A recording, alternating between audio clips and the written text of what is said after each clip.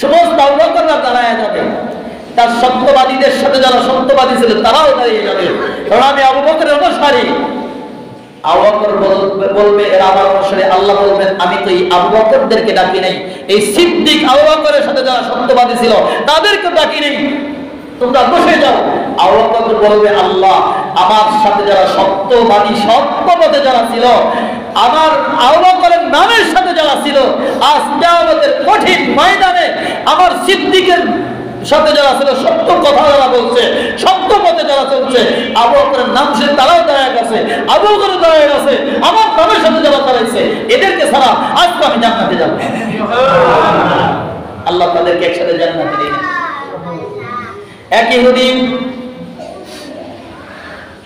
আবু বকরের কথা, এই সব কথা বর্ণনা শোনার পরে এখন ইহুদি সত্য মেরাজ সত্য বর্ণনা করতে পারেন নাই, সত্য মানতে পারেন নাই। আল্লাহ তাআলা ওই ইহুদিকে গোসলের টাইমে নদীর পাড়ে নিয়ে গেল। নদীর ভিতরে নামার পরে একজন পুরুষ যদি হঠাৎ করে মহিলা হয়ে যায় কেমন লাগে? এলাকায় হুলতুল পড়ে যায়, কি বলেন ঠিক কিনা? আল্লাহর বান্দা নদীর পাড়ে যায় গোসলের ডুব দিছেন, পানির নিচেই আল্লাহ তাআলা তার জান্নার পরিবর্তন করে দিয়েছেন। যে মানুষটা পুরুষ ছিল হঠাৎ করে মানুষটা নারী হয়ে গেছে, ওখানে তার বিবাহ হয়েছে, 3 বছর সংসার করেছে, 2-3টা বাচ্চা হয়ে গেছে, আবার 2-3 বছর পর আবার গোসল থেকে উঠে আবার বাড়িতে ফিরে আসছে। অল্প সময়ের ভিতরে দেখে তার বিবি মাছ ধরতেছে। বিবিকে বলে তুমি কোথায় গিয়েছিলাম? নদীর পাড়ে গেছিলাম। বিবিকে ডাক দেয়া বলে এতদিন হয়ে গেল তোমাকে রেখে গেলাম, মাছ ধরতেছিলা, এখনো কেন তুমি মাছ ধরতে আসো? আল্লাহর বান্দী ডাক দেয়া বলে আমি তো দীর্ঘদিন নয়, তুমি কেবল গোসলে গেলা আবার আসলাম, অল্প সামান্য মুহূর্তের মধ্যে তোমার কথা খারাপ হয়ে গেছে। কয় না বিবি শোনো, আমি যখন গোসল করতে গেলাম সেখানে ডুবতে দেখি আমি পুরুষ ছিলাম, নারী হয়ে গেলাম। সেখানে আমার বিবাহ হলো, 2-3টা বাচ্চা হয়ে গেল, 2-3 বছর কেটে গেল, এরপর আমি তোমার কাছে ফিরে আসছি। কয় এটা তুমি পাগলের প্রমাণ। বিদাত দেয়া বলেন আল্লাহ তোমাকে উচিত শিক্ষা দিয়েছেন, তুমি নবী মুহাম্মদুর রাসূলুল্লাহ সাল্লাল্লাহু আলাইহি ওয়াসাল্লামের মেরাজকে পছন্দ করে নাই, স্বীকার করে নাই। আল্লাহ তাআলা অল্প সময়ের মধ্যে তোমার নদীর ভিতরে নিয়ে ডুব দিয়ে জেন্ডার পরিবর্তন করে পুরুষ থেকে নারী মায়া 2-3 বছর সংসার করা 2-3টা বাচ্চা রাইখা আবার ফিরে আসছো। আয়েশা দেখো যে মাছ বাজার থেকে আইনা আমার হাতে দিছো, ওই মাছ আমি ওইভাবেই করতেছিলাম। আবু বকর সিদ্দিক সত্যবাদীদের মধ্যে একজন, আর এই ব্যক্তি অস্বীকার করলো, এই কারণে আল্লাহ তাকে উচিত শিক্ষা দিলেন, বুঝাই দিলেন আমি আল্লাহ সব পারি। মেরাজের রাত্রিতে নবীকে নিয়ে গেছেন অল্প মুহূর্তে। আল্লাহ বলছে ও সময় তুমি এমন ভাবে তার জায়গায় স্থির হয়ে থাকো। তাফসীরের মধ্যে রাখেন আল্লাহ তাআলা 27 বছরের সমান এখানে সময় দিয়ে আল্লাহ নবীকে অল্প মুহূর্তে 27 বছরের মধ্যে ভ্রমণ করাইছে। আমরা যারা ইমানদার মুসলমান, আল্লাহ নবীর নাতিকে জবাই করতেছে, আপনারা জানেন জবাই করে জবাই হয় না, গলার ভিতর থেকে ছুরি চলাইতেছে, ছুরি চলে না।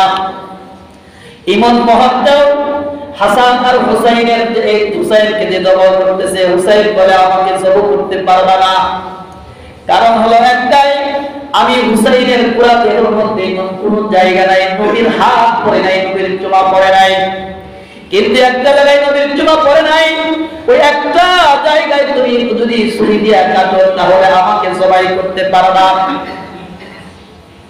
এবার তাকে ঠিক আছে তাহলে শর্ত হলো আমাকে একটু নামাজের সময় দাও, আর আমাদের মৃত্যুর সময় কিন্তু যদি জানি আমার এখন মৃত্যু হবে, যখন আকাশের গর্জন শুরু হয়ে যায় তখন কিন্তু আমরা আল্লাহু আকবার চিল্লা পাল্লা করে কান্নাকাটি করি, কি বলেন কথা ঠিক কিনা? নদীর ভিতরে তুফান উঠলে দেখলেই সেখানে আমরা চিল্লা পাল্লা করি, কান্নাকাটি করি, কিন্তু আপনার আমার নবী যখন গর্জন দেখতেন ওযু করে মসজিদে নববীর ভিতরে যায় আল্লাহু আকবার বলে নামাজে দাঁড়ায় আল্লাহর সাহায্য চাইতো। বলেন কার সাহায্য চাইতো? এই জন্য মুসলমানের প্রতিটা কাজ হবে, প্রত্যেকটা কাজের বিনিময়ে ছেলে মেয়ে আত্মীয় স্বজন যে কোনো মেয়ে বিবাহ দিলেন, ছেলে বিবাহ করাবেন, যত কাজ আছে প্রত্যেকটা কাজের শুরুতে আপনার হবে রবের সাথে সম্পর্ক। আমার মেয়েকে মক্কায় বিবাহ দিতে চাই, তুমি কি বলে একটু আমাকে জানায় দাও, কথা বলেন ঠিক কিনা? এই জন্য আবু বকর সিদ্দিক রাদিয়াল্লাহু তাআলা মেয়েরা বিশ্বাস করার কারণে আল্লাহ তাআলা তাকে কি দিলেন? সত্যবাদী দিয়ে দিলেন। আর হুসাইন রাদিয়াল্লাহু তাআলা আনহু জীবনের শেষ মুহূর্তে তিনি দেখায় দিলেন আল্লাহ পাকের বিধান মৃত্যুর সময় এইভাবে আদায় করতে হবে। এজন্য উলামায়ে কেরাম বলেন ইসলাম জিন্দা হতা है हर কারবালা কি বাত। প্রত্যেকটা কারবালার পরে ইসলাম জিন্দা হয়। এদেশে উলামায়ে কেরাম অনেকের জীবন দিয়েছেন, জীবন দেওয়ার বিনিময়ে আল্লাহ তাআলা মাদ্রাসাগুলোকে উর্বর করে দিয়েছে। কথা বলেন কিনা?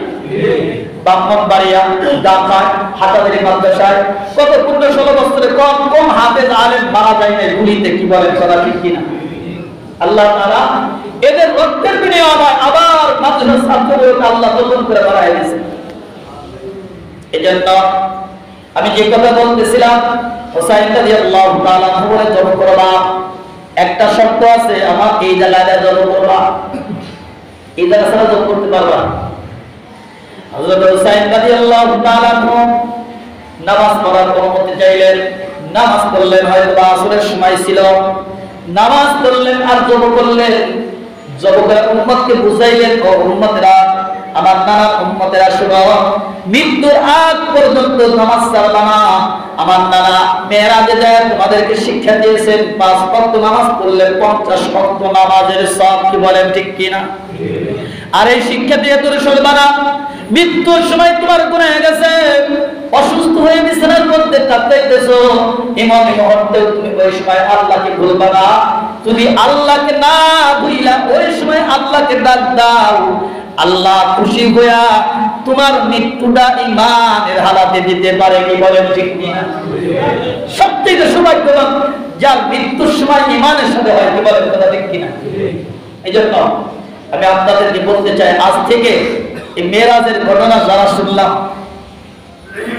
আর নবীর নাতি জীবনের কথা যারা শুনলাম,